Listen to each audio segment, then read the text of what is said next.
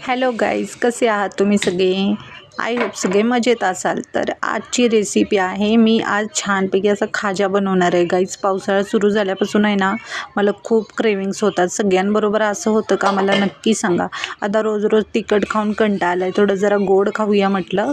तर बाहेर जाण्यापेक्षा घरीच ट्राय करून बघूया म्हटलं. तर त्यासाठी मी 200 ग्राम साखर घेतली आहे आणि तेवढंच पाणी घेऊन मी चाचणीसाठी पातेलं गॅसवर ठेवले आहे. तुम्ही तुमच्या अकॉर्डिंग म्हणजे तुम्हाला किती गोड लागते ना, त्या हिशोबानं तुम्ही चाचणी तयार करा. हे बघा, माझ्या घरच्या बाहेर व्ह्यू किती छान झालेला आहे.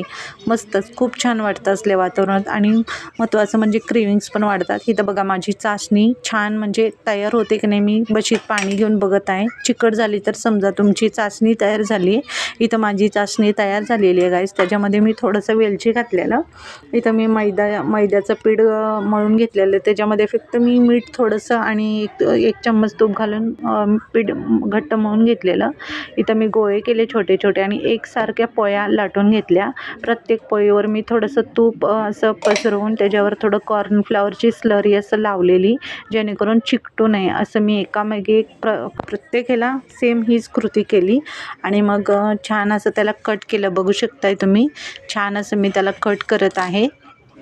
त्याचे लेअर पण छान झालेले आहेत. खरं आहे की नाही, पूर्ण झालं आहे. मी प्रत्येक लेअरला थोडा हातांच्या मदतीनं असं थोडं दाबून घेतलं आणि नंतर मग लाटण्याच्या साहाय्याने मी त्याला परत एकदाच प्रेस केलं, कारण की ते खूप फुलतात. त्यामुळं तसं करायचं म्हणजे ते फुलत नाहीत तेलामध्ये.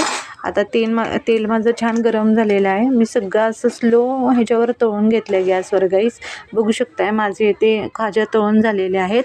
आणि जी आपण चाचणी केलेली ना, त्याच्यामध्ये मी त्याला डीप करून ठेवलेलं आहे.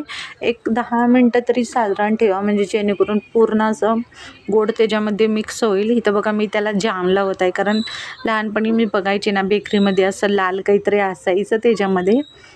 तर बघते कसं झालं आहे टेस्ट करून. इथं मी ते फक्त तुम्हाला दाखवत आहे, बाकीचे सगळे मी नंतर तळून घेतलेले आहेत. त्याच्यावर मी थोडं केसर लावलेलं आहे आणि खूप छान टेम्पटिंग दिसत तर आहे.